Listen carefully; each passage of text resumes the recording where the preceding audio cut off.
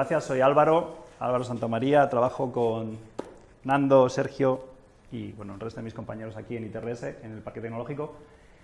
Quiero daros las gracias por invitarme, me hace mucha ilusión, a dar una breve charla de Clojure. Ahora vamos a saber qué es eso. Clojure es un lenguaje de programación funcional, bastante funcional, y podemos pasar. Eso es un poco sobre mí, sobre mi formación, mi trayectoria profesional, expresado en Clojure. Creo que se entiende bastante bien, ¿no? Gracias, lo he dicho, ¿no?, al grupo de Málaga, Scala Málaga, por invitarme. Seguimos. Bueno, ¿qué es Clojure? Os estaréis preguntando por qué digo Clojure y ahí hay una J, pero bueno, eso lo voy a explicar luego.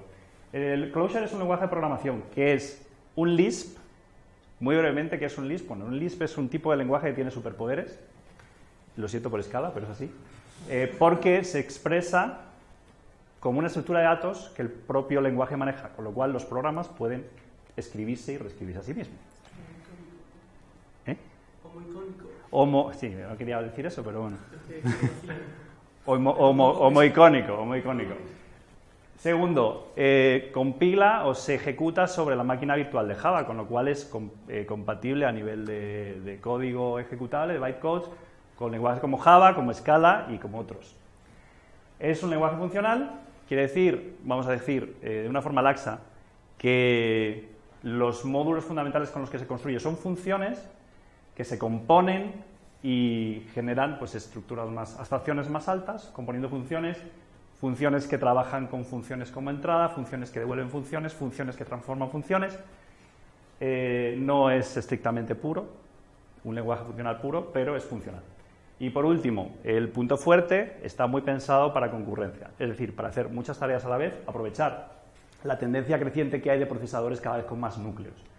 Eso es un follón y los lenguajes hasta ahora pues, han tenido muchos problemas en hacerlo bien. De hecho, el creador de Clojure, Rich Hickey, dice que se ha pasado toda la vida haciéndolo mal, hasta que un día decidió crear este lenguaje. Pasamos. Pronunciación, muy importante. Se pronuncia igual que Clojure. No se dice ni Clojure, ni Clojure, ni nada de eso. Ahí tenemos problemas con eso, o lo decimos en español Clojure, o si no Clojure con S. Esto lo hemos consultado en la Wikipedia y con Michael hemos estado revisando las charlas de Rich Hickey que dice Clojure con S, ¿de acuerdo? Es un juego de palabras porque es como Clojure, una closure de una función, pero con la J de Java, ya está. ¿Seguimos? ¿Por qué quiero hablar de Clojure? Pues a mí Clojure me ha hecho programar mejor o menos mal en otros lenguajes como Python y JavaScript, que son los que he usado habitualmente en los últimos años. Como Nando decía que teníamos que hablar de nuestras relaciones disfuncionales de amor, pues Python acabó un día, no me va a dar tiempo a contar por qué. JavaScript está en las últimas, tampoco puedo contar por qué, porque tenemos muy poquito tiempo. ¿Seguimos? Voy para allá. Bueno, solo voy a contar muy brevemente por qué un día decidí aprender Clojure.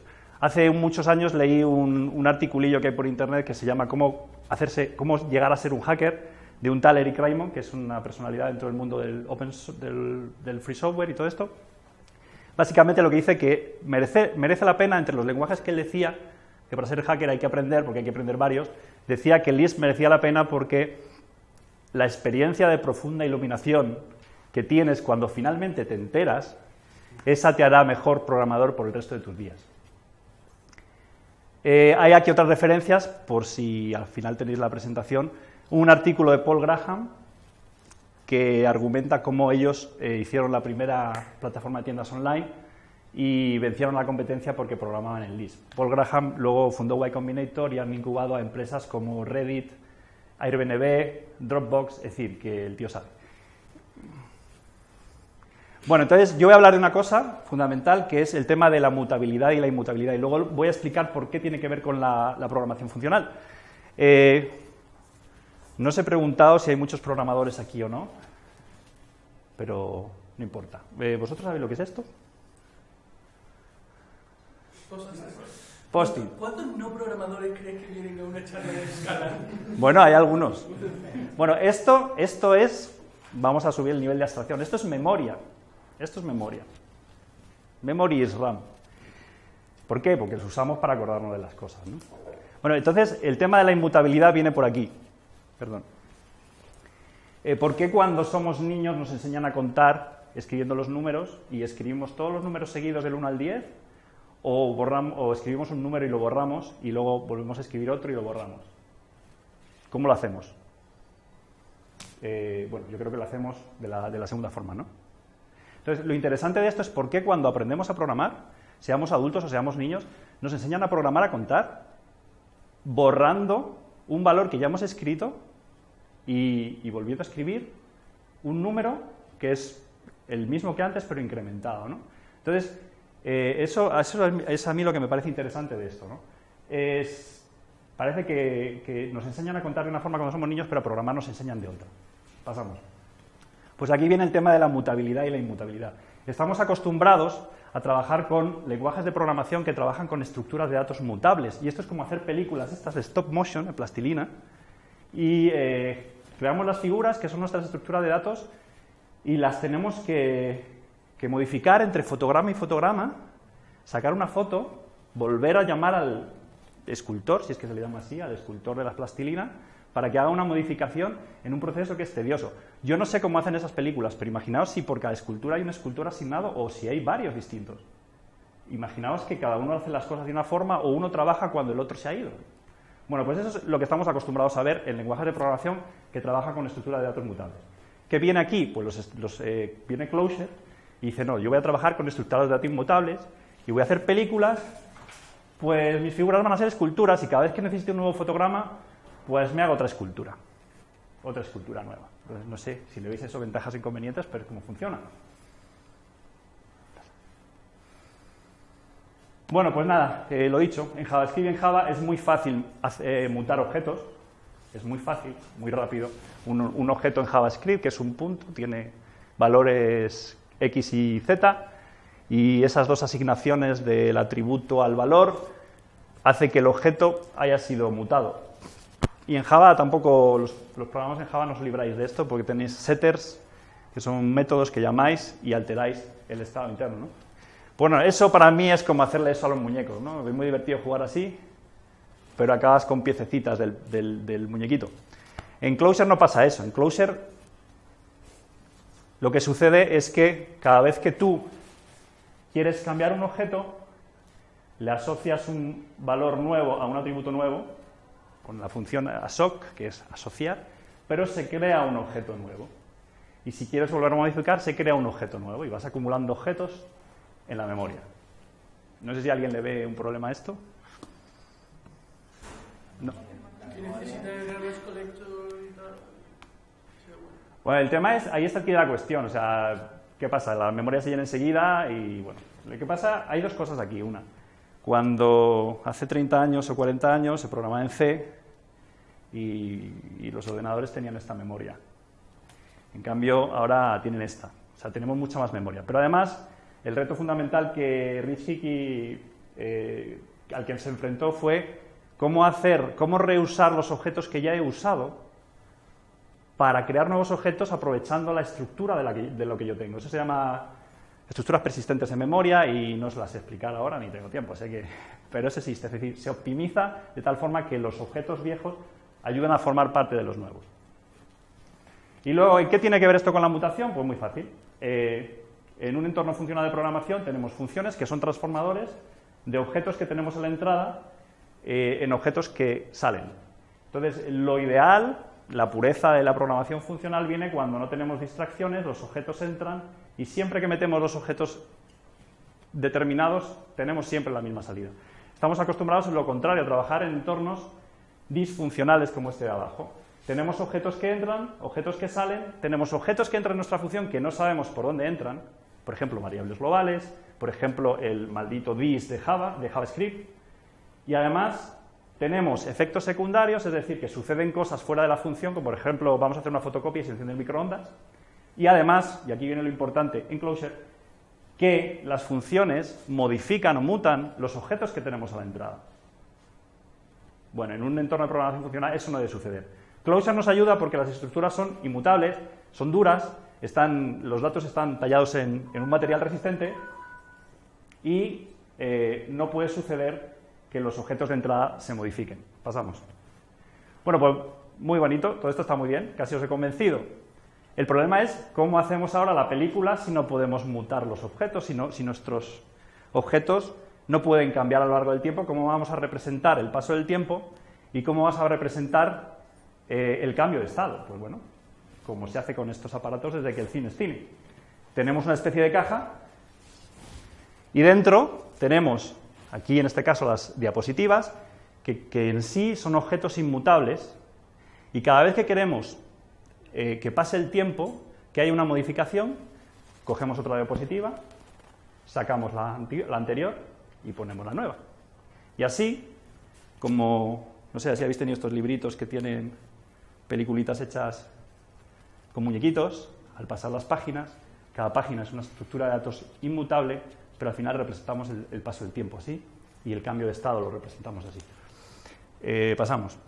Total, al final lo que tiene Clojure es un sistema de cajas, que son estructura de datos inmutables, que forman parte de la estructura inmutable de todos los datos que tú acumulas en tu memoria, pero dentro podemos introducir objetos inmutables según va pasando el tiempo. Podemos sacar los antiguos y podemos meter los nuevos, y así generamos nuestra película. ¿Nada más? Al final esto, bueno, va a pasar muy por encima. Hay muchos tipos de cajas, porque cada una tiene su mecanismo, hay que aprender cómo funciona cada una. Si tenemos cosas sencillas, pues las metemos en una caja que se llama Atom.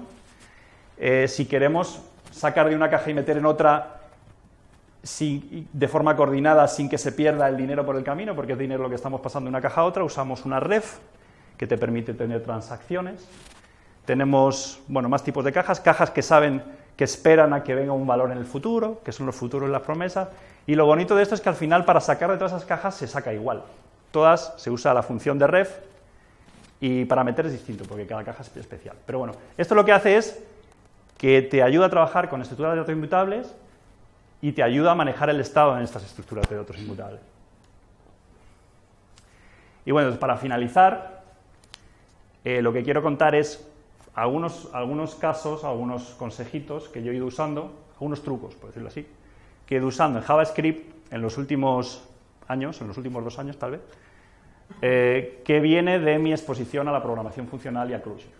Entonces, por ejemplo, ahora en la nueva versión de JavaScript, en ECMAScript 6, pues hay un nuevo declarador de referencia, que es const en vez de var, y se supone que con ese const lo que defines es una constante y no lo puedes cambiar, lo que no es exactamente así, pero lo uso siempre porque en realidad eso te está recordando que casi todo lo que escribes debería ser inmutable y no lo deberías, más que escribir una vez, crear una vez, el objeto crearlo una vez y no volverlo a cambiar. También usar el dis, desterrarlo de JavaScript, parece mentira, pero es así, porque para empezar es una pesadilla para el que aprende JavaScript y además es como os he dicho en el diagrama de las funciones, es un parámetro que entra por la puerta de atrás y lo que hace es pues complicar mucho las cosas. ¿Seguimos? Usar poco las clases o nada. Yo estoy programando en JavaScript prácticamente sin usar clases, a no ser que sean bibliotecas de terceros que ya instancian objetos. A lo mejor me decís que es una locura, pero Rich Hickey cuenta que cuando él estaba programando en concurrencia, al final programaba en Java o en C# y hacía clases con métodos estáticos. Y al final la gente le miraba el código y decía, ¿pero qué has hecho aquí? Pues eran clases con métodos estáticos. Una más.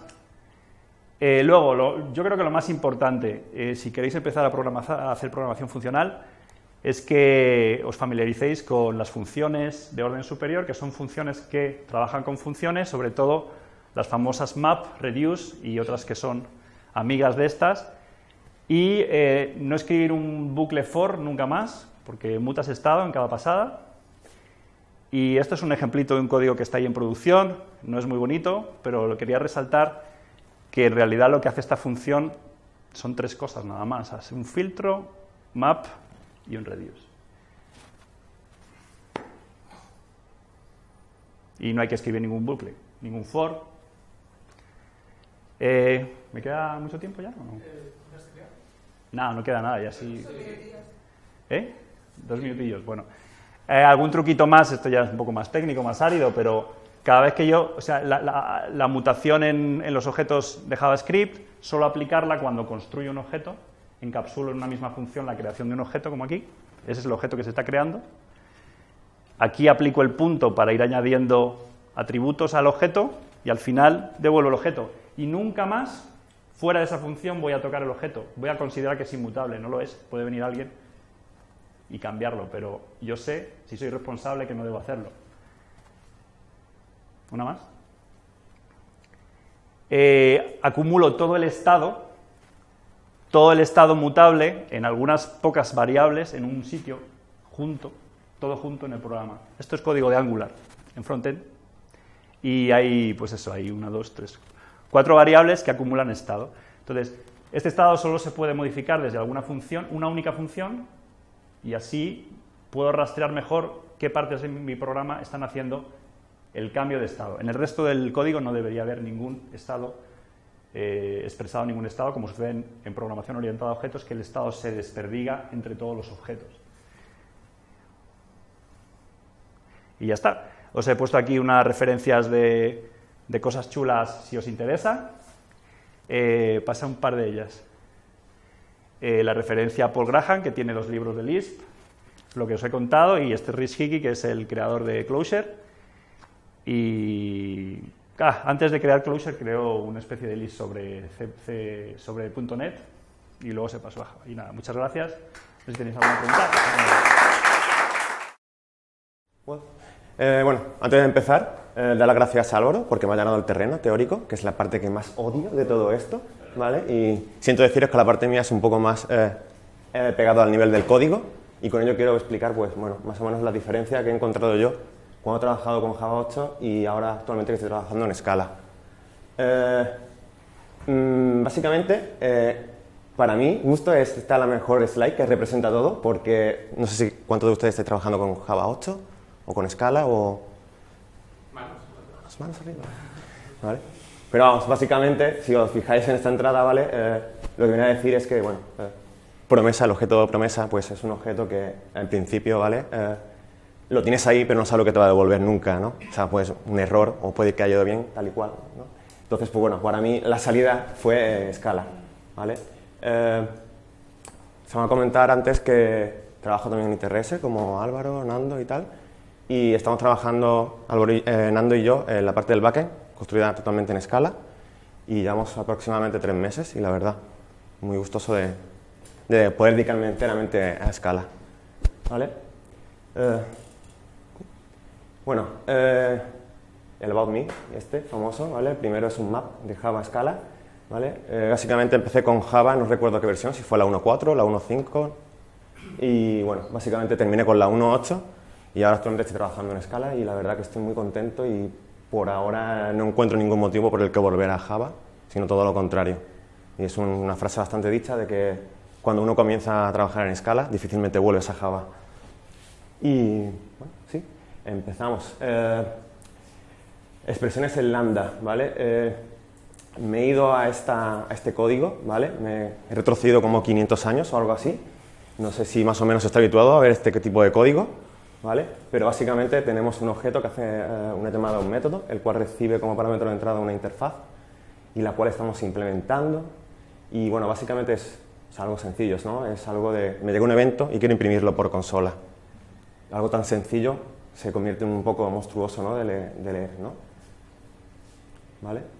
¿Qué conseguimos con expresiones lambda? ¿Vale? Pues mira, aquí tenemos una clara diferencia entre cómo se escribirían en Scala y cómo se escribirían en Java. Básicamente, la sintaxis se ve que es bastante parecida, a priori, ¿vale? La primera es la más básica, ¿vale? Básicamente, el que hemos visto anteriormente es el evento que estamos recibiendo, el cual vamos a pasar por consola y vamos a imprimir.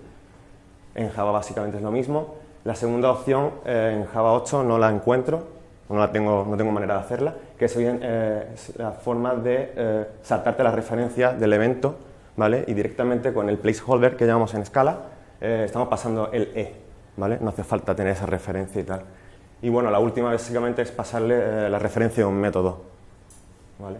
No hace falta pasar ningún argumento porque machea lo que es la firma del método con el parámetro que te está llegando de entrada en tu interfaz. Bueno, pues nada, aquí todo muy curioso, no ninguna diferencia, pero en Java son muy listos y tal, y esta parte es bastante curiosa. Y es lo que llamamos que Java 8 al menos, cuando usan expresiones lambda, usa lo que llamamos el syntactic sugar, ¿vale? Que básicamente lo que hacen es crear una clase anónima en vez de hacer como en Scala, que hace un follow closure, ¿vale? Que básicamente en este ejemplo podemos ver la potencia que tiene Scala a la hora de que cuando componemos esta expresión lambda, podemos hacer referencias a variables que tenemos fuera del contexto de nuestra expresión, ¿vale? Si nos fijamos aquí, ¿vale? Básicamente la definición de nuestra expresión hace referencia a variables que están fuera, ¿vale? Eso en Java 8 se puede hacer, pero si las declaramos como final, ¿vale? Aquí en este caso contrario, ¿vale? O sea, puedes hacer uso de referencias a variables que son mutables sin ningún problema, ¿vale? Otra parte es esta, que es cómo puedo hacer, o sea, cómo puedo codificar una expresión lambda, por así decirlo.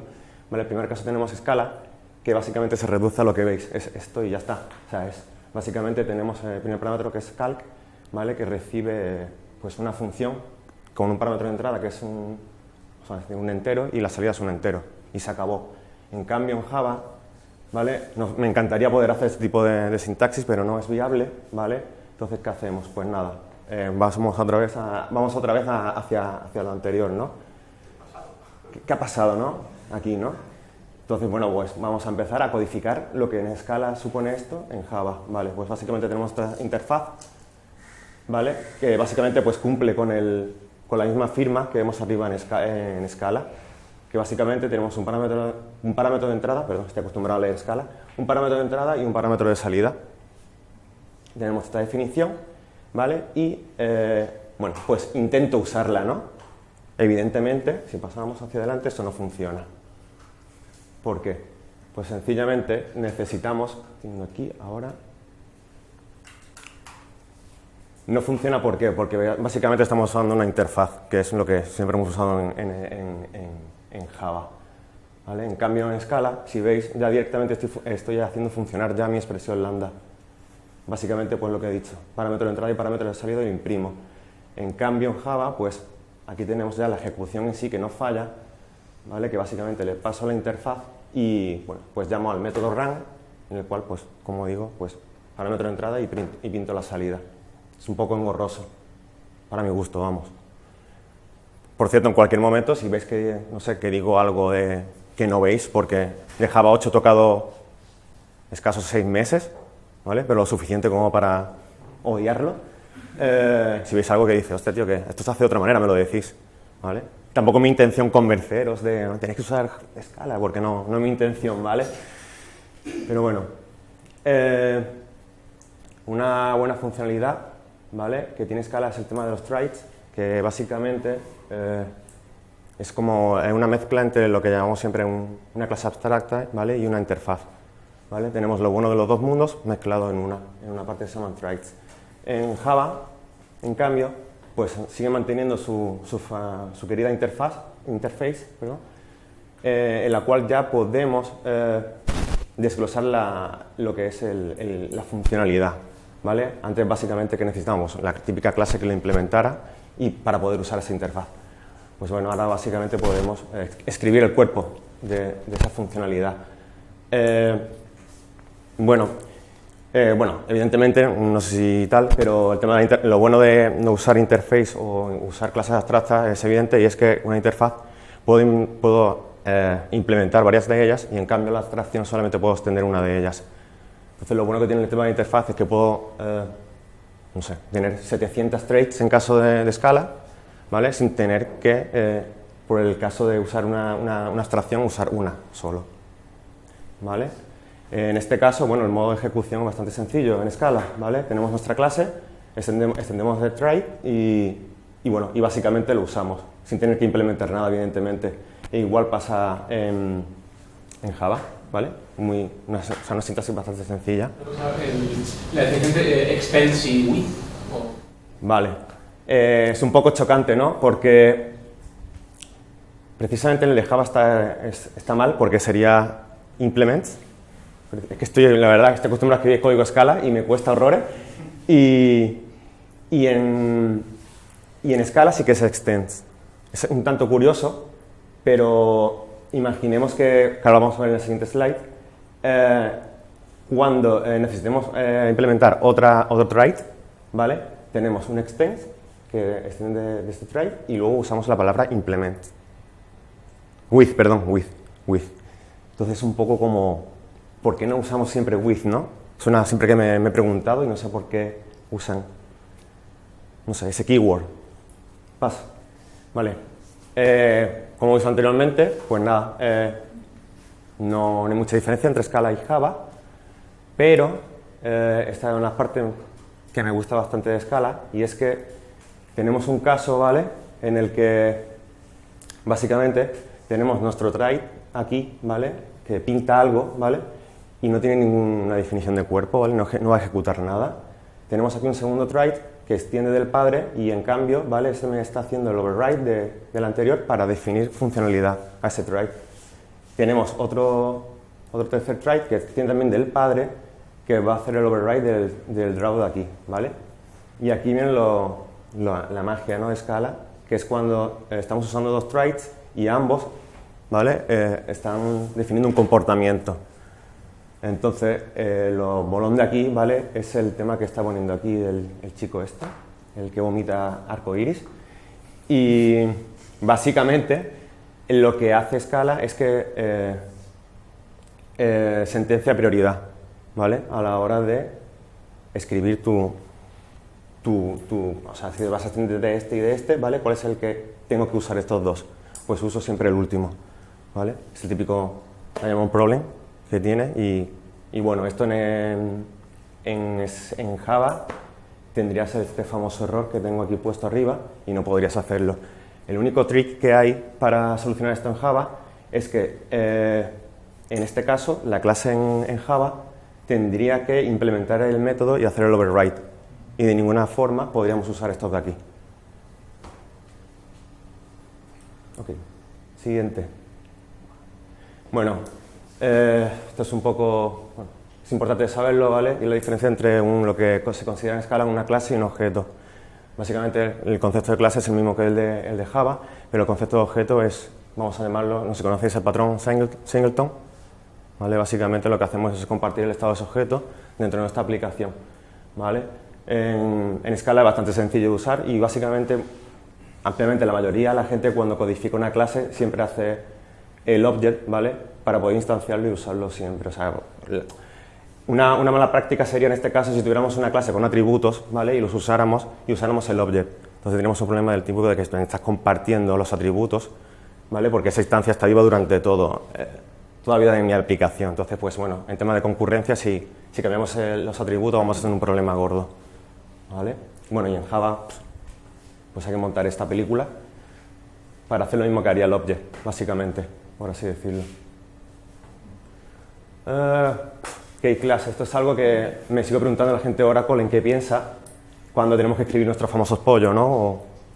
O de los 1001 nombres que le han puesto a este monstruo, vamos. Usar el proyecto Lombok también es usarlo. Claro, no quería entrar en temas de librería y tal, porque se puede, o sea, este código no, o sea, se puede dejar de escribir si usamos ciertas librerías en Java y tal, pero bueno, sin el uso de estas librerías, pues bueno, tenemos aquí la típica clase de persona con dos atributos y bueno, para generar lo mismo que un case class en Scala, pues tienes que escribir todos tus getters, tus setters, el hash code, el equals e incluso el copy, que te hace el case class. Y no sé, en Scala veo que es un poco más limpio, ¿no? Las famosas tuplas. Es algo que también me pienso que la gente ahora tampoco no sé por qué no las pone. Me parecen súper útiles y creo que el único que le ha pintado la cara ha sido Google, ¿no?, con la famosa librería Guava, que sí que tienen este objeto, ¿vale? Que bueno, es sencillo de usar, ¿no? O sea, podemos definir una tupla y si vemos aquí, ¿vale?, tenemos una tupla de frutas, ¿vale? Lo único que tenemos es el nombre de la fruta y el número, ¿vale? Y para acceder a los valores, pues nada, tenemos el famoso placeholder y el 1 correspondiera a la fruta y el 2 al número de la fruta. Lo chachi, por así decirlo, también del tema de las tuplas, ¿vale? Es que intrínsecamente pues implementan el método equals y el hashcode. Esto nos permite hacer pues este tipo de virguerías, ¿vale? Que podemos usar un mapa, ¿vale? Y en las claves podemos usar tuplas, ¿vale? Y bueno, sencillamente pues nada, el uso del map normal, pero aquí en este caso estamos accediendo a una tupla para que me dé el valor correspondiente. Siguiente. El tema del pattern matching, no quiero expandirme demasiado porque, bueno, y es una de mis partes favoritas de Scala y en el cual podría dedicarme aquí un mes a hablar de este tema y es súper interesante, pero bueno, básicamente se trata de, el código habla, ¿no? Bastante bien, ¿no? Tenemos un método con un entero, ¿vale? Y lo que hace es matchear con los case que tenemos aquí.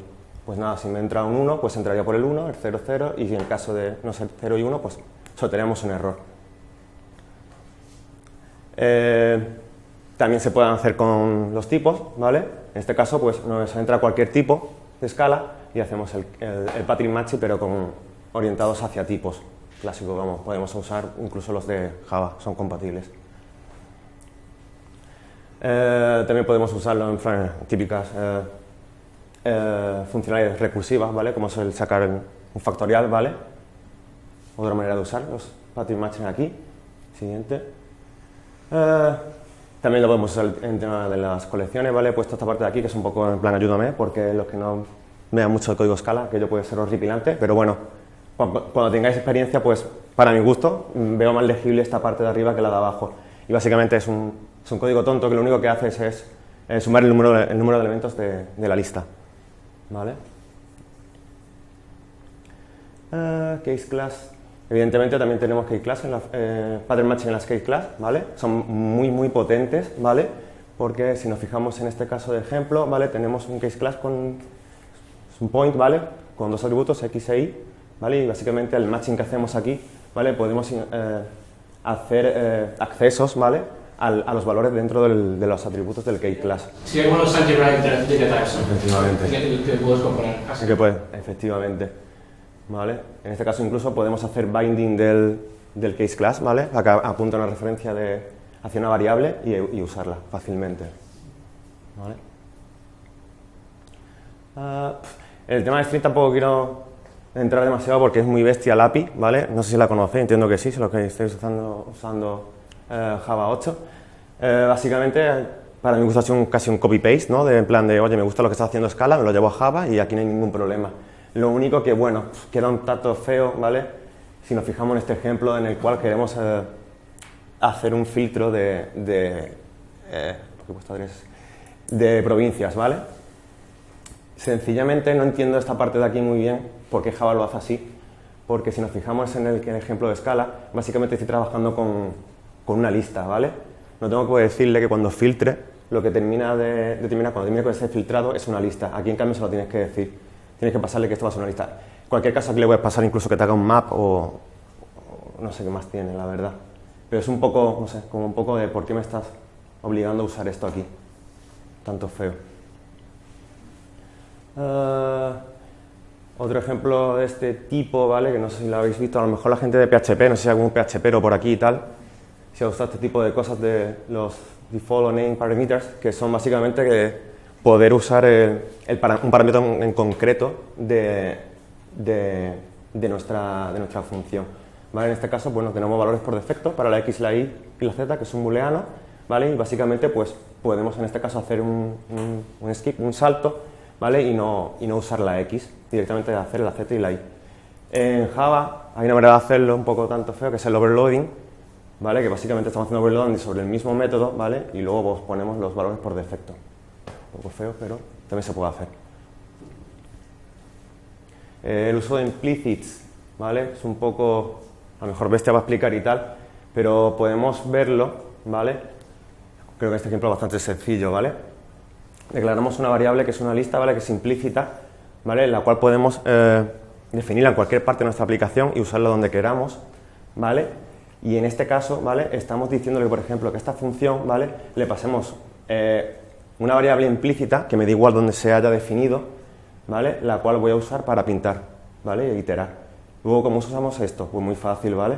Lo guay de los implicits es que no hace falta pasarle la lista, ¿vale? Directamente él sabe que alguien implícitamente me ha declarado esta variable, ¿vale? Y la voy a usar internamente en esta función. O incluso, bueno, si no, también se pueden usar básicamente como lo usaremos normalmente, sino pasándole directamente el valor.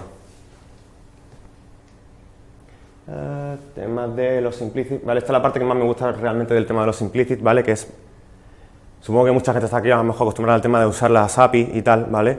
Y muchas veces a lo mejor las API se vuelven un poco pobres, ¿no? Y dices, joder, ¿por qué cuando termina este método no tengo otro método para a lo mejor seguir ejecutando una secuencia, ¿no? De una funcionalidad en concreta, ¿vale? Lo que podemos hacer también con los implicit, ¿vale? Es darle más funcionalidad a algo que no me da incluso el mismo lenguaje. En este caso, por ejemplo, los enteros, el tipo entero en Scala ni en Java me proporciona este método, ¿vale? Que simplemente, si lo veis aquí, es un incremental de +1, ¿vale?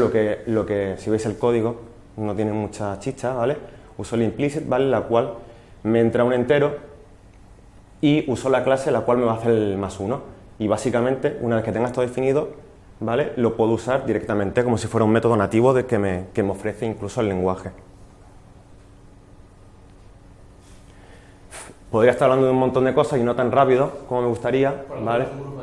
Pues tenemos un grupo de Scala, me gustaría hacerlo más tranquilamente esto, ¿vale? Pero tenéis un montón de historia y básicamente de las aquí expuestas, para mi gusto, una muy potente, bueno, casi dos o más, todas. El DSL y las macros, me gusta muchísimo el tema de DSL, la verdad. Que básicamente es, por definición, o sea, no sé si habéis tenido la oportunidad de diseñar algún DSL en concreto, ¿vale? Pero cuando empieza le coge ese gustillo mucho, porque para mi gusto, por ejemplo, el tema, si estamos acostumbrados a trabajar con arquitectos, ¿vale? Que lo único que hacen es definir cómo se va a usar este componente, este y otro, tal y cual. Para mí la parte de arquitectura va un poco más enfocada al tema de DSL, que es básicamente construir un lenguaje con un dominio específico para que un programador pueda usarlo. Lo hablaremos en una próxima. Y bueno, Java 8, pues bueno, se queda un poco corto, pero hay gente que trabaja para que no se quede tan corto y se parezca más a Scala, ¿vale? Y tenemos aquí una serie de librerías que, bueno, que no están mal.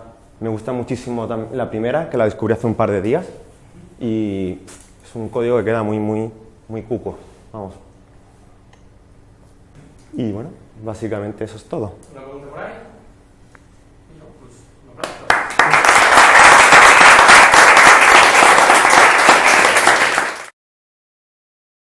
Bueno, yo no sé cuántos de aquí programáis en Ruby, o habéis programado en Ruby, o ¿sí? ¿Ruby? ¿Alguien? ¿Amor para Ruby? Muy bien. Yo llevo programando en Ruby desde 2007 por ahí. Vengo de un mundo muy javero, he programado en JRuby y luego pasé también a Scala después, también en 2008. Y bueno, también trabajo en ITRS, como os he dicho, donde desarrollo el backend de Veilo y también la parte de clientes. Y como se rumoreó que sabía Ruby, pues me dijeron, ¿tú el de Ruby? Y yo, no, por Dios, otra vez Ruby no. No, ya fuera bromas, Ruby es un lenguaje que me gusta mucho y lo recomiendo, de hecho, a mucha gente que se enfrenta a aprender un nuevo lenguaje, tanto por la calidad de su comunidad como por el material que hay, ¿no? Hay mucho escrito, pero también es verdad que, bueno, pues que los que hayáis usado Rails, pues a lo mejor estáis demasiado en ese nicho de Rails, o si usáis más Ruby de por sí, pues, bueno, pues estáis viendo un poco las cosas que os hacen, y sobre todo si lleváis tiempo como yo y conociendo otros lenguajes, las cosas que os hacen pensaros un poquito o replantearos la relación que tenéis con Ruby, ¿no? En este caso, mi relación con Ruby yo confío que es disfuncional. A diferencia de Álvaro, que es una transición, digamos, amistosa y amable, incluso con esculturas de por medio, y a diferencia de Sergio, que bueno, es un odio total a su ex, yo soy cañero, a mí me gustan un poquito las relaciones que te atrapan, no me salgo, voy a tirar de ello, voy a intentar arreglarlo entre nosotros, pero bueno, digamos que eso al final lo que hace es quitarte tus puntos de vida, ¿no? Entonces voy a poner un sumario de lo que yo por lo menos, y si os puedo escuchar después, genial, de lo que yo considero que es los problemas que he detectado en mi relación con Ruby que me han hecho un poquito darme cuenta de que hay un mundo mejor. No hablo de Scala, ¿vale? Hablo de un mundo mejor en general. Ese mundo mejor de la programación funcional, ¿vale? Eso os lo adelanto. Bueno, pues empezamos. Uy, perdón. El primer problema es nil, o null, o void, o sea, ¿qué es nil? Nil, ¿de dónde viene? Bueno, para empezar, el inventor de nil, de cuyo nombre no quiero acordarme, dice que es el peor invento que ha hecho en su vida. ¿Cuántos null pointer exceptions habéis visto en vuestras vidas? ¿Cuántos programas en producción os han fastidiado por un null pointer exception o por un nil exception? Pues seguro que muchos, ¿no? Entonces, en muchas conferencias, como Baruco y cosas así, por ejemplo, pues te viene a lo mejor Corey Haines y te dice, oye, pues no uses nil, usa un patrón, usa un null object, olvídate de nil, no uses condicionales. Bueno, pues básicamente eso está muy bien, y bueno, pues aquí os pongo algunos ejemplitos de lo que es nil en Ruby, ¿no? Nil en Ruby, bueno, pues si llamas un método sobre nil, pues te va a dar una excepción, ¿no? Que esa es la que todos amamos. Nil, si lo pasamos a entero, pues es 0, no sé por qué, pero es 0. Pero a su vez un entero no es nil, entonces bueno, ahí hay una pequeña cosa que no me gusta demasiado, ¿no? También es verdad que si yo empiezo a comprobar que hay valores que son nil, pues me pueden dar false, true, eso lo hemos hecho todos en nuestro código, ¿no? Aquí podemos ver otro código en el que se comprueba siempre que es nil, ¿no? Comprobaciones a nil o a null, eso hay mucha gente que lo hace. Estos son dos ejemplos de GitHub que saco por ahí, bueno, casi que me he aburrido, ¿no? Y luego, como curiosidad, comentaros que el valor de nil tiene un object ID constante, que es 4. ¿Por qué 4? No lo sé, pero es 4. Es así. Bien, entonces nil no es un buen amigo y es un amigo que solo te puede traer problemas en tu relación. Es más, todo ese código que habéis visto de comprobaciones explícitas y luego hacer cosas, pues va contra los principios de la orientación a objetos y del famoso principio de tell, don't ask, ¿no? Esto es no sé si os ha tocado aprender Smalltalk. Yo lo aprendí en la escuela de ingenieros y fue mi primer contacto con la programación y bueno, estoy muy contento, ¿no? de que haya sido de Smalltalk. Pero sí es verdad eso, que muchas veces se nos olvida que la orientación a objetos, de la que también dentro de la programación funcional se quiere huir, pues nos enseña también a pensar, ¿no? Y hay gente que se pasa a la programación funcional huyendo de la orientación a objetos cuando al final se encuentra con otros patrones distintos mucho más difíciles, ¿no? Entonces eso hay que tenerlo en cuenta también. Bueno, aquí de hecho, mira, aquí os pongo el libro de Smalltalk by Example gratis para que lo descarguéis. Bueno, esto es la solución. Es decir, hay mucha gente que dice, no, yo no voy a escribir nils, yo no voy a hacer comparaciones y voy a hacer un post además que se llama My Weird Ruby. Esto es un guiño a una persona que escribió un post sobre cómo había cambiado su vida la programación funcional en Ruby, ¿no? Es decir, alguien como Álvaro, que una vez que sabe Clojure, digamos, realimenta su forma de escribir Ruby, o JavaScript en su caso. Bueno, pues aquí no se lee muy bien, ¿no? Pero vemos que, bueno, pues que hay gemas, como contracts, que te pueden implementar algo parecido a la programación orientada a contratos, ¿no? Como en el lenguaje de Bertrand Meyer, Eiffel, ¿no? Me parece que es. También es verdad que aquí lo podemos ver, ¿no? Es decir, a ver, vale. Luego, la gema contracts te da programación orientada a contratos, estupendo. La gema deterministic lo que te da son formas de manejar las excepciones. Los que estéis manejando Scala o Haskell con sus tipos en los cuales intentan hacer algo, salta una excepción y en lugar de cascarte la excepción te da un failure que te lo envuelve y en adelante puedes manejar todo ese código de una manera que no es imperativa, en la que no esperas ese fallo porque lo abrazas, ¿no? Es parte de tu código. En Ruby, como os he dicho, habría que usar, en este caso, la gema deterministic, que es digamos, la que suelo usar yo, para que si, por ejemplo, creo un usuario que no satisface el contrato, ¿vale? Porque este contrato le pasas un fixname, que es el ID al usuario, y el string, que es el nombre, este no lo satisface, ¿de acuerdo? Esto me da un fallo, pero yo, después de esto, hago un pattern matching, ¿vale? Que también deterministic te mete pattern matching, sobre el resultado para yo, pues, poner aquí cualquier mensaje o para proseguir, ¿no? Incluso antes hablábamos de nil, ¿no? Como líder con nil, pues bueno, pues si estuvisteis en la pasada charla en las funciones impuras y solo de mónadas y tal, al final la gema deterministic no te da más que recubrimientos monádicos a Ruby. En este caso hay una mónada maybe que lo que hace es poder recubrir nil con tipos que no necesitemos comprobar. no necesitemos ver si es nil o no. Vamos a llamar a métodos que no nos van a cascar, nos van a dar que es un valor, pero un valor no nil, sino nulo, que nosotros podemos manejar. ¿De acuerdo? Dentro de la comunidad Ruby os digo que cada vez hay más gente que programa así y cada vez hay más gente que viene de otros mundos que sí empieza a hacerlo así, ¿no? Yo lo llamo que es un poco raro porque al final, como veremos a lo largo de la presentación, pues yo también por experiencia no es quizá la manera de hacerlo, ¿no? Es un poquito quizá extender demasiado lo que son las barreras del lenguaje, ¿no? Pero si queréis seguir usando Ruby de una manera funcional, entre comillas, hay gemas que te pueden dar. Bien, la segunda crisis, después de nuestro amigo Neil, que ya hemos resuelto la situación, Ruby quiere seguir con nosotros, madre mía, es la crisis de la herencia. ¿Qué pasa en Ruby con la herencia? Bueno, pues básicamente, aparte de lo que todos sabemos, o lo que podéis saber de que como en Scala hay traits, en este caso son mixins, hay módulos, Ruby, lo primero que veis en todos los sitios es que usa la herencia bastante. Entonces, llega un punto en el cual a lo mejor se te ocurre para decorar, no sé, pues un string, decorar a lo mejor un entero, decorar cosas que son core classes en Ruby, pues se te ocurre extenderlo. Mal hecho, muy mal hecho. ¿Por qué? Pues porque las core classes de Ruby están, en el caso por lo menos de su implementación de referencia, están implementadas en C por eficiencia. ¿Eso qué implica? Pues que si, por ejemplo, extiendo un string, muchos de los métodos que yo invoco o haría en una clase normal extendida no funcionarían porque al extender de string, como veis aquí, ¿vale? Se invoca su valor directamente en lugar de un método. ¿Por qué? Pues por eficiencia y por ir rápido, no por nada más. Lo que sí tiene bastante chicha, en este caso, son los enteros, que son immediates.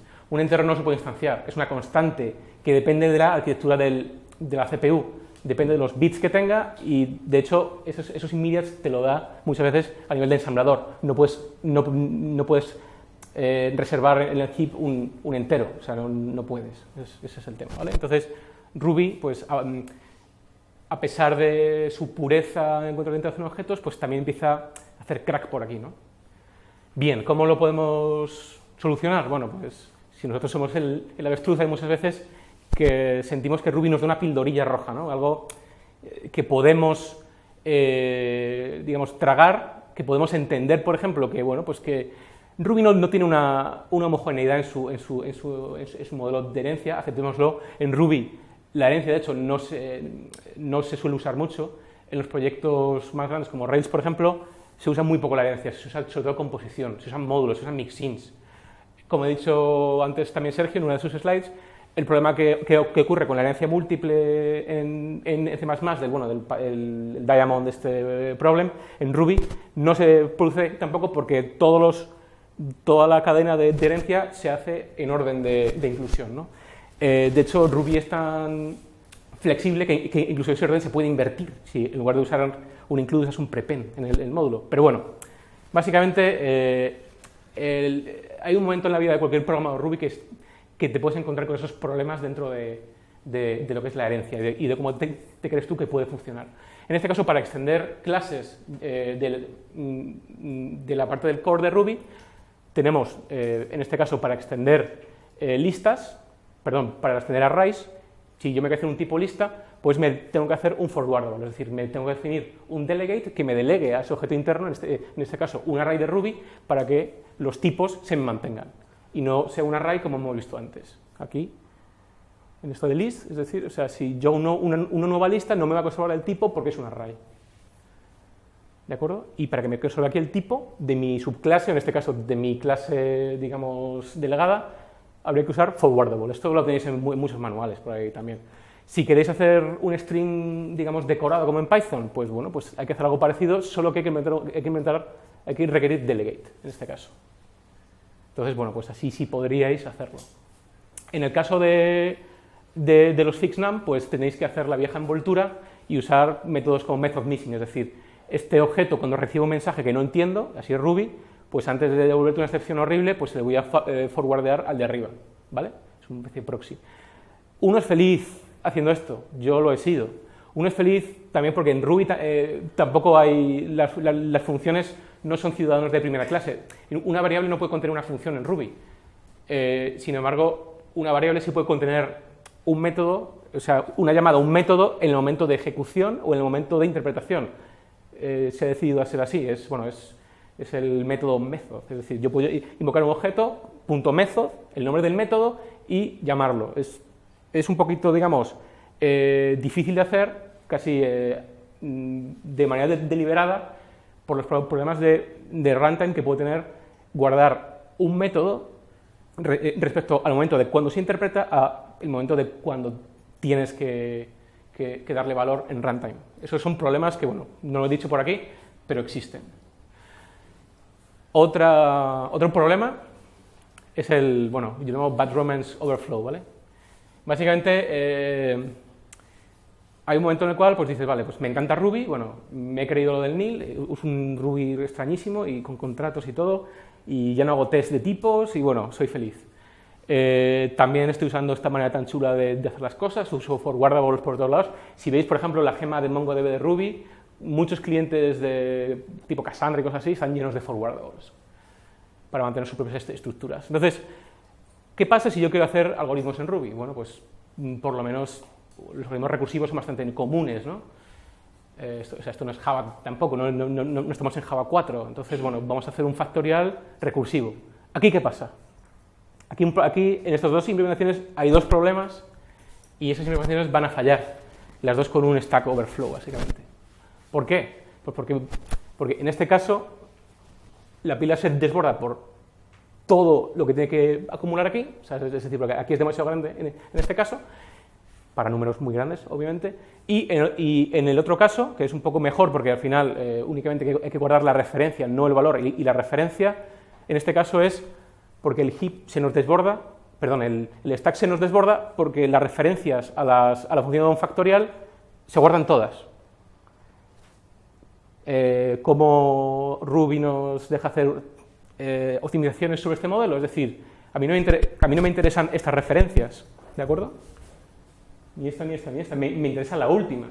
Entonces, ¿cómo puedo hacer que el stack tenga un valor constante, un tamaño constante, ¿no? Pero ¿eso quiere decir que no está implementado tail recursion bien en Ruby? Sí. Entonces, el tail recursion es un sí pero no. Si trabajas en YARV o MRI, tienes tail recursion activándolo en la propia máquina virtual con una instrucción o con un flag para que esto sea tail recursive. Tail recursive es cuando solo nos interesa esa última llamada y el stack, básicamente, que siempre tiene un tamaño pequeñito. ¿De acuerdo? Entonces, esto para Ruby es tail recursive. Pero, ¿qué pasa? Pues que en Ruby hay varias implementaciones. Está JRuby que va sobre la JVM. La JVM no tiene tail recursion, tiene otros mecanismos que, de hecho, en escala se usan. Es decir, ¿por qué si la JVM no tiene tail recursion yo tengo tailrec en Java y uso movidas totalmente recursivas? Rubinius, por el otro lado, no tiene ni va a implementar tail recursion en un futuro próximo, precisamente por un tema, bueno, que aquí parece una tontería, ¿no? Pero ¿qué pasa si este Stack Overflow se reduce en la iteración 10 millones? Pues que te muestro unas trazas infernales, ¿no? Que te pueden incluso tumbar los logs. Entonces, bueno, la gente de Rubinius y los de Python, me parece que no lo van a implementar. Pero lo que quiero decir aquí es que hay puntos en los cuales no tienes que lidiar con lo que son las implementaciones de Ruby y para hacer tu programa compatible con ellas, no solo con MRI. ¿Cuáles son las soluciones? Bueno,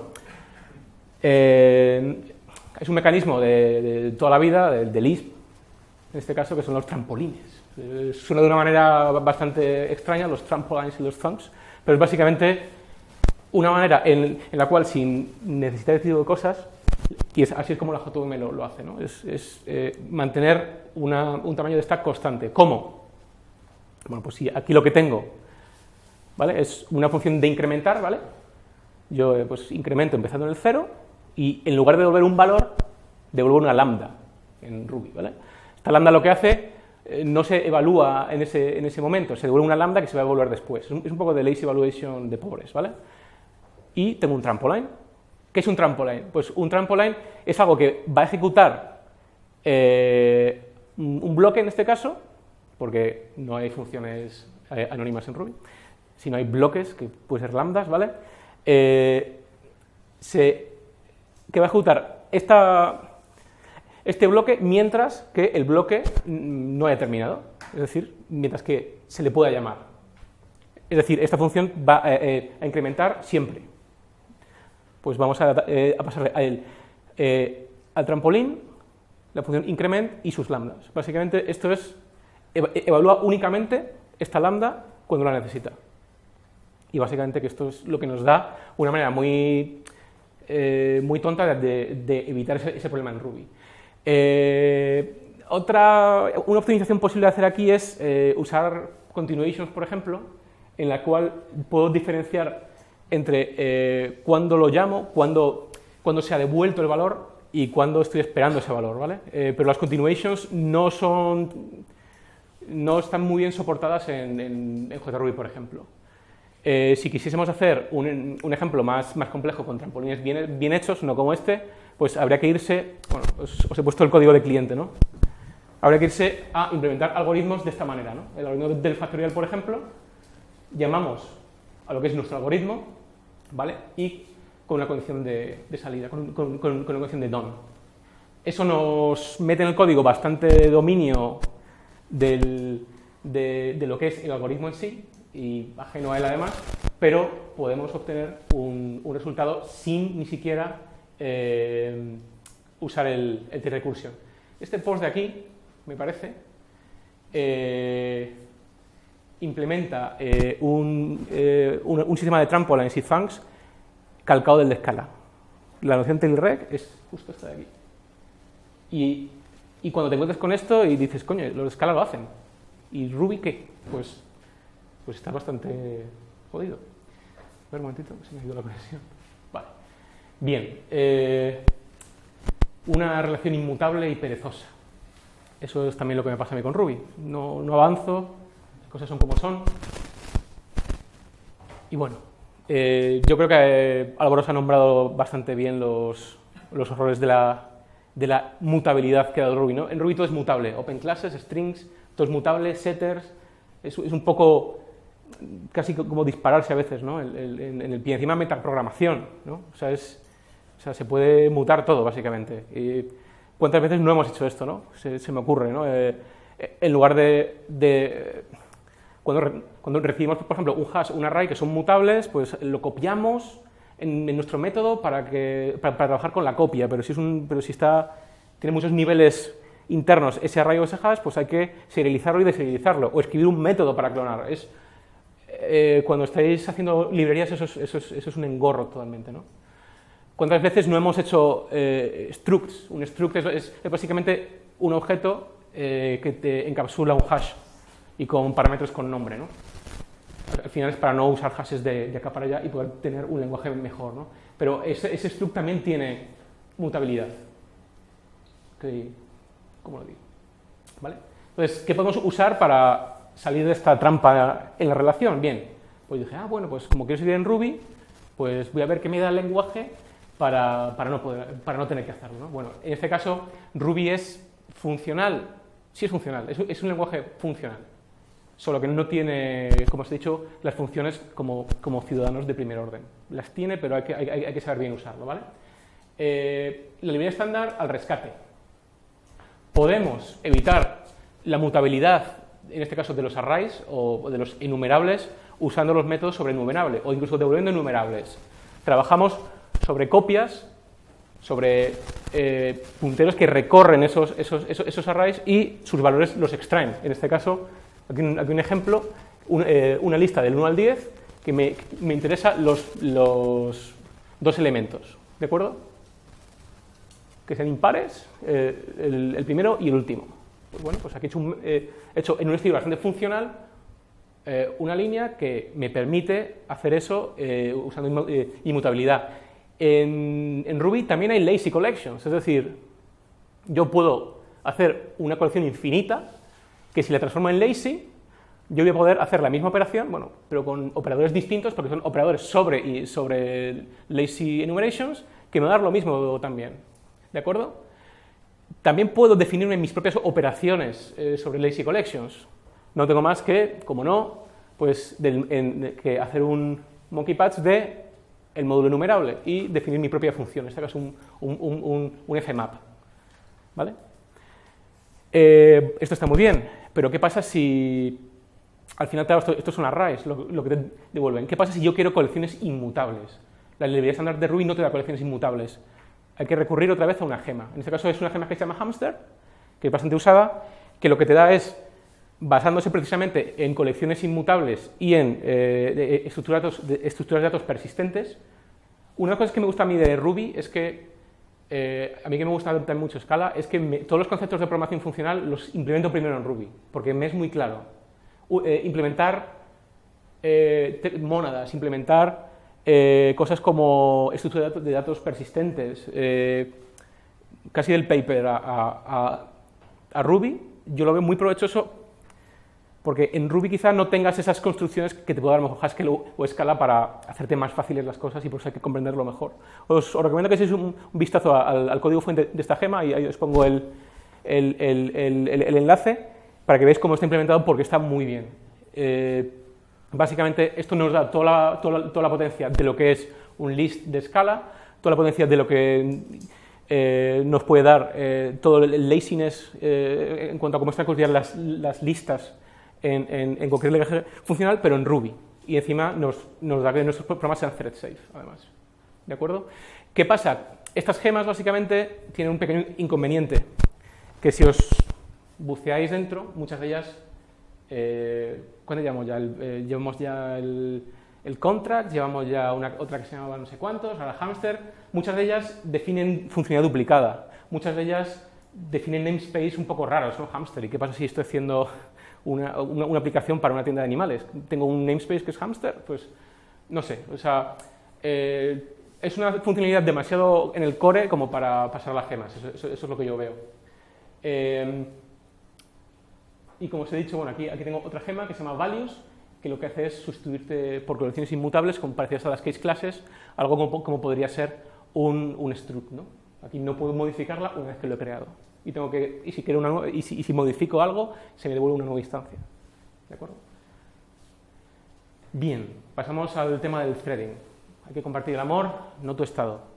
El threading en Ruby es un no problema, porque lo único que tienes son thread y fiber y ya está. El fiber es unos threads más ligeros que puedes manejar tú mejor, ¿no? No te los maneja el sistema operativo. Solo te da estas dos primitivas, implementadas, como hemos visto antes, de manera distinta. Si estás en la implementación de JRuby de Java, Rubinius o la de por defecto, el Yarf, ¿no? ¿Cuál usar? Bueno, pues si usáis threads, yo os recomiendo que uséis JRuby en este caso.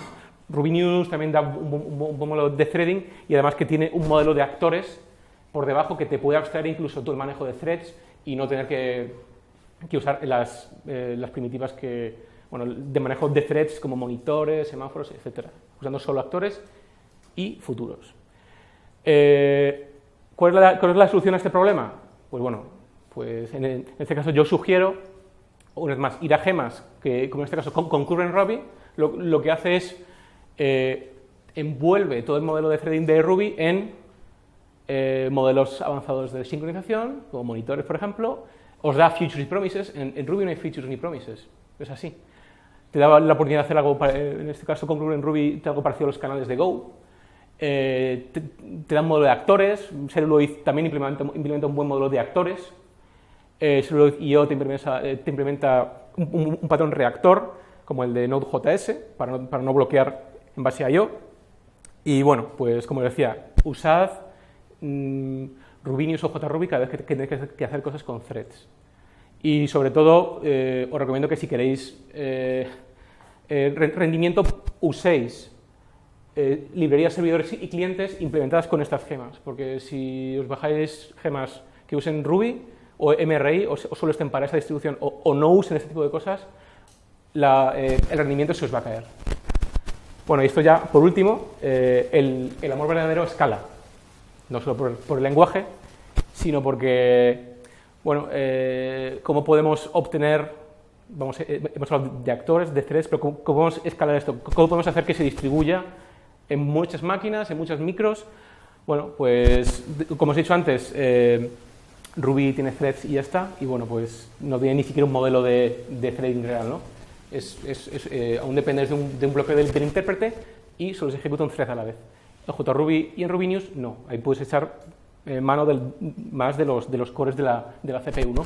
Pero si hablamos ya de lo que son objetos distribuidos, bueno, hay una especie de anécdota que lo he puesto aquí, porque seguro que si esto no lo sabía mucha gente, que es que Ruby tiene su librería estándar, como dice alguna instancia, metido de elefantes, algo llamado DRB, que son objetos distribuidos de Ruby, ¿no? Se basan en RPC y básicamente, bueno, no son concurrentes, se parece más bien a un proceso que se levanta y, bueno, casi nadie lo usa, ¿no? De hecho, una de las cosas... ¿Sí?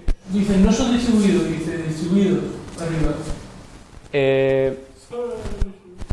No son distribuidos porque el objeto, estás trabajando siempre sobre el mismo objeto, que es una copia en el nodo y no tienes primitivas para poder pues hacer temas de replicación, no tienes primitivas para hacer bloqueos, para manejar estado, no puedes. O sea, es una comunicación uno a uno. Yo llamo por RPC a esto, que me crea un objeto y me lo devuelve, pero no tiene más que eso. O sea, de hecho no es... Bueno, aquí quizá no debería haber puesto objetos distribuidos, es más bien una ejecución distribuida. ¿De acuerdo? Una de las cosas que dice Mats es que sus planes para Ruby en el futuro son estos, aunque parezca mentira. Concurrencia abstracta, actores y quitar el GIL, ¿no? el que solo se puede poner un thread en su máquina virtual, no como en JRuby en Ruby News. Entonces, parece, ¿no? Un poco que la dirección de Ruby va casi a converger a un lenguaje funcional, ¿no? ¿De acuerdo? Entonces, si queréis usar, en este caso, algo, digamos, que escale de verdad, pues os recomiendo usar JRuby.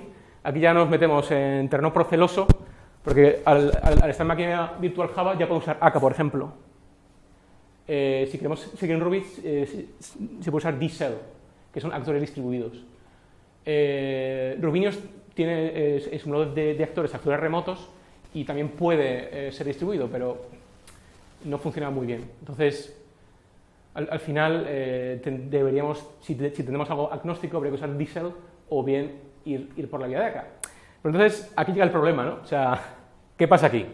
O sea, estamos hablando de que yo tengo que programar en Ruby con ¿cuántas gemas hemos visto? O sea, yo tengo que usar como 1, 2, 3, 4... Tengo que usar un set como de 9 gemas que me extienden a la librería estándar de Ruby para yo poder programar de una manera inmutable, funcional, bueno, más o menos Ruby me lo da, pero para poder programar mejor, para poder pensar mejor. Y ahí viene ese pensamiento, o sea, es decir, ¿qué hago usando Ruby? O sea, si yo lo que quiero es inmutabilidad, concurrencia, características funcionales, ¿por qué no me paso a otro lenguaje, ¿no? O sea, ¿por qué no uso un catty-corn de verdad? Es decir, Clojure y Scala tienen ya esto. O sea, no tengo que bajarme 10 gemas, ver que como me pasa a mí, ver que tienen bugs, reportarlos, depender del que lo mantiene, que me haga el merge del pull request, intentar, a base de metaprogramación, hacer objetos inmutables, ver... O sea, Ruby está para lo que está bien. O sea, a mí me ha permitido hacer muchas cosas y me permite hacer cosas rápido, ¿de acuerdo? Y eso es el gran poder de Ruby. Permite hacer DSLs así, eso es verdad. La capa de interacción con Java es muy interesante. También hay una capa de interacción con Scala interesante que se llama Scooby, la hago yo, y con mi socio Maricomu, y que está muy bien también, que eso podemos hablar de ello en otra ocasión, ¿no? Pero no hay necesidad de escondernos, es decir, de seguir en esa relación totalmente emponzoñada con un lenguaje de programación que intentamos, ¿no? O sea, como el gato este que os ponía aquí, ¿no? O sea, a ver si encuentro que me ha hecho mucha gracia. O sea, buscamos esto o buscamos un gato de verdad, o sea, que nos permita poder sacar toda la potencia a nuestro lenguaje, ¿no? Entonces, yo sé a dónde voy. Ruby está bien, pero hay que reconocer que cualquier lenguaje tiene sus limitaciones. Entonces, de hecho, mucha gente de la comunidad Ruby se está pasando en este caso a Clojure, porque es dinámico también, pero también hay un Clojure tipado. Y de hecho, una de las iniciativas que se comenta mucho en Ruby es intentar meter tipos en Ruby. Dios mío, qué tipos opcionales o cosas así, ¿no? Entonces, hay una convergencia muy curiosa hacia lenguajes que llevan toda la vida, funcionales, y que parece que otros como Ruby pues intentan ir un poquito a la zaga, ¿no? Y eso es todo. Bueno, este soy yo, y me podéis seguir y tal. ¿Vale?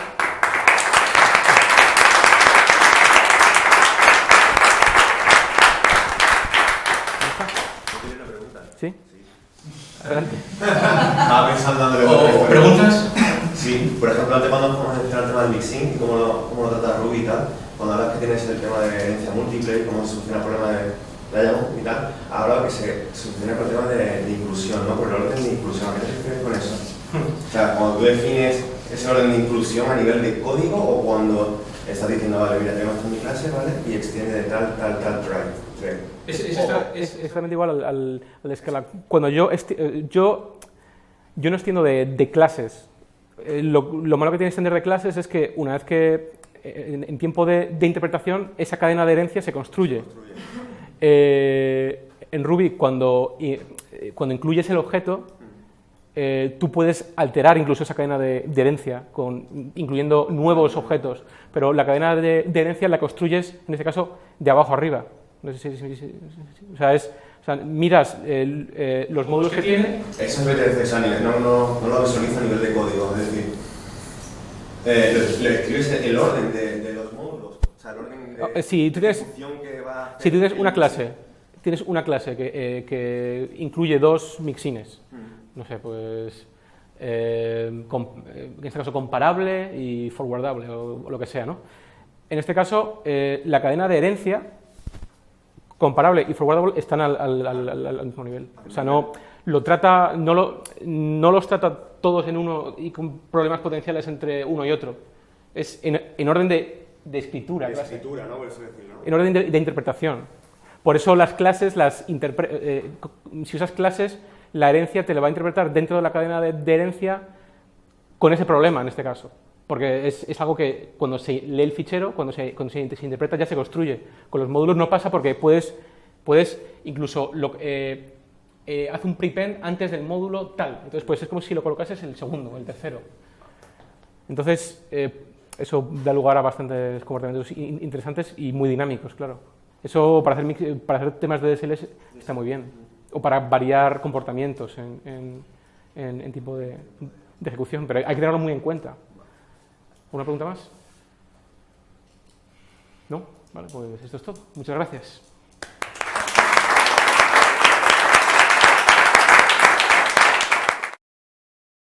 This is going to be about operators, but it's going to be a story mixed in as well. So if we go to the next one, who's using Scala here right now? Put your hands up. Okay, this is going to be so much fun, and I apologize. So, what do you reckon that does? That is an operator. Increment? No, wrong. Sorry. What do you reckon that operator would do? No, it's all right. I'll let you off once. Just shout it out. Exactly. This is concatenation. So, by magic, we have some actual Scala code. Oh, hello. Yeah, go for it. This is some actual Scala code. So it's kind of, I agree, if you're coming from a language that isn't Scala, that's annoying because that means something else. But in this case, it's relatively simple. Two lists, plus plus in the middle, put them together, and you get a list. This is, maybe in my head, a great example of how defining what looks like an operator, because in Scala there are no operators. It's actually just a method call under the hood. But it looks like an operator, and you look at that and go, yeah, that's a nice piece of code. I understand what that's doing. It kind of makes sense. And so because the Scala community, it started, and because Martin Orderski is a very smart man, and, everyone in the community is obsessed with abstractions and everything, it started to become tempting to say, hey, we have a language and we can define our own operators, so let's do it. And so you end up with things like the next one. What do we reckon this does? It's almost equal. That's a really good guess. That's an absolutely fantastic guess, and I wish it were true, but you're wrong. Any other ideas? Any other ideas? Well, there's the code. It won't help. But Regex pattern matching. It should be regex pattern matching because it's like that in Perl. No. So this is a snippet from the build tool that you use for Scala. So in Java you have Maven, Gradle. In Scala you have, in Ruby, well, you have makefiles. God knows what you have in Ruby. Rake, exactly. And in Scala we have SPT. You can express your build as code, which is quite a good idea. But it means, what this actually means is take a setting in my build file and translate it. So all we're doing here with those functional idioms we saw before is filter my source directories, to find a particular one. But what that means is change this setting. So you're kind of looking at that and you're thinking, hold on a second, I know functional programming. Isn't that just map? We know how to map from one value to another. So wouldn't you call it map? Because in a language we have, we could define an operator, the tilde, or we could just say map. But we said, no, we're Scala, so we went for something even better. What does this do? This is the worst one, I promise you, the worst possible one. So from this side of the room... Someone on the left? If only, yeah. From this side of the room, shout out some ideas, maybe at the back. Exit? Yeah, it's a really good idea. Really good idea. Well, there's a hint in the middle because we've seen that plus plus before. So we've seen the two pluses together, and we know that kind of means concatenation. So thank God we have a hint. But if you go to the code on the next slide, again, what this actually means, and I'm being really horrible to you because I'm showing you really nasty bits of Scala code. But the point is, we're taking a name, which is a setting in our build, because this is the build tool again. We're doing a map on it. We're doing a conversion. In this case, we're just interpolating it into a string. That's fine. But then we have a new setting called clean files. So what this actually means is, please make a new setting that depends on my old setting by concatenating the result of a map operation on the old setting. And you're thinking, in that? And this is the tendency of the Scala community. It's absolutely fantastic because the Scala community has a really deep base in category theory. That quote that Scala is a gateway drug to Haskell, it's true. It has deep roots down in here, but it tends to permeate upwards. So when I'm defining my build, how I want my code to build, am I thinking about monads? No. I'm thinking about, can I just get this thing to build? And so the kind of the cleverness, it's almost like, everyone Scala has a very big beard and it kind of gets in your head and you make something complicated. So in this case, we could say new setting with dependency, a verb, a word, something that's kind of a bit clearer that we can go for. But instead we have an operator. I've got a few more examples. I won't keep you too long. This one is amazing. So what does this one mean? It's by the way, this is the actual definition. It's the yay operator. That's true. That's exactly what it is. So maybe, what do you reckon? No idea? Anyone? Funnel. Filter. So what's, out of interest, sorry, I'm diverting, but what's the reason for funnel, do you reckon? Just because, data goes in the top and comes out the end. That would make a lot of sense if it were true, but you're getting the pattern, you're wrong. So if we look at the code, the next one we've got is not even a method. This is actually an implementation of it's a trait that we were talking about at the moment, but it's a class, it's an interface. So in this case, we've gone from defining custom methods with these clever operators to actually defining an entire trait, an entire abstraction over some behavior that looks like a method. And you can do it in between. What it actually is it's either. So you can have either the value on the left or either the value on the right.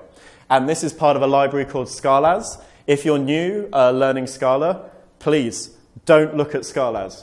It's crazy. Like if you look at it, you go down the path to Haskell eventually, and that's fine.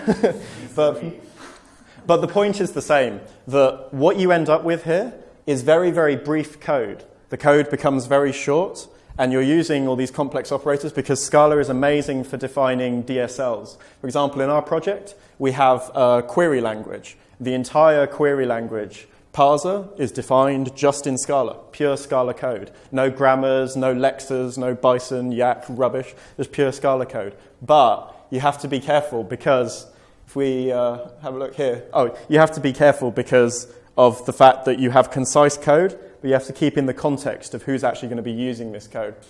And I need to be nice to the people who write the build tool. To be fair, they sort of realized they woke up hungover the next day, just like, whoa, what happened? That party was crazy, and we just defined an operator with 5 characters in it. Yeah. And they went and had a long shower and a coffee, and they decided that all of those were stupid, and actually there's only 3. Yeah, fair enough. And these are relatively simple. We have the plus plus we talked about and the colon equals. The fact they're actually implemented using macros is kind of by the by, but you know, that's why Scala builds are so slow. So this is part of the community, kind of, you know, the idealism of a design and thinking almost entirely in terms of abstractions, and then that colliding with real life. Because actually, it's very nice to have a big language, but if it builds your code and it takes half an hour, we probably need to improve it. So it's improving over time. And this is a general tendency in the Scala community to really, just as it walks in between functional programming and object-oriented programming, it walks in between the pragmatism of getting stuff done and making sure that the abstractions are there. And more importantly, you can define your own abstractions to make sure that the code works for you. And this is the point, when you're reading someone else's code, do you have in your head, that person might not know anything about category theory or know applicative endofunctors again, because why not? Semi-group monoids, all of these things which are important abstractions, and especially for constructing libraries or various things. They're important abstractions, but you have to be pragmatic to look at not only who's going to be reading the code you're maintaining, but in Scala as a community, how can you attract new people? Because the documentation for Scalas, for the people who do that, is not amazing. So, you need to lead people down the path, and as a community, you need to embrace your abstractions and embrace the richness of the language, but make it accessible at the same time. And this is a kind of interesting story to go from, we can do anything, to, okay, let's try and keep this in context and do something right. So my final example is a little bit of code. Can everyone see this? I'm kind of standing in the way. So my final example of this is a piece of code here, and what do you reckon it does? Anybody? Not you, anybody. It's interesting. Okay, I think I've put something up that's a bit too hard. So the next one, let's see what it looks like now. What do you reckon that does? I don't know how familiar we are with functional programming here, but... So if I were to mention the concept of folding to you? Strings, the addition of the plus of strings is concatenation? Yes, okay. So this is the function that you're applying. But overall, yeah, exactly. So you're concatenating the strings together. Yeah, exactly. But the point is that what you had before was relatively, you needed to have that context in your head that when you saw slash and colon, then you were talking about a fold. You were talking about performing a operation, carrying some state over everything, and then you needed to have that context. And then, of course, you have the underscore weirdness at the end. Yeah, exactly. Well, this is the really interesting thing. I'll come to that at the end. So anyway, you end up with that, which is much more literal, because it's quite literally saying fold left. And if you go and look up what fold left does, you go across all the elements, you end up with a result. Much cleaner, much simpler, and so actually it's considered bad practice to use the colon slash. And that's kind of an example. So if you can, when you're defining things in Scala, use words. Just use words. Don't use symbols. Words are good. You can use symbols if they look like math symbols, and if, like me, you have a really bad maths education and you can barely add up, you can understand them, but don't go too heavy on the symbols. And the last aside, the interesting thing about the ASCII art is Scala is so powerful. Oh yeah, that's a good point. Anyone read the Zen of Python? If you open a Python interpreter and type import this, it gives you a nice little poem with recommendations about how to structure your code. And one of them is explicit is better than implicit. And in this case, that's explicit. It's telling you exactly what it's doing. And then you can take advantage of the power of Scala, because to do ASCII art in Scala is possible. I reckon you could write music in Scala where the notes were actual method calls and you could chain them on that. So yeah, let's see if we can do that. But I hope you kind of understand how an interesting little use of the language has affected the whole community as the community grows, expands, and brings in more people, and hopefully makes it more accessible to people like you who are coming in fresh. So yeah, that was a bunch of horrible test questions. I hope you enjoyed them. Any questions, or we'll drink beer?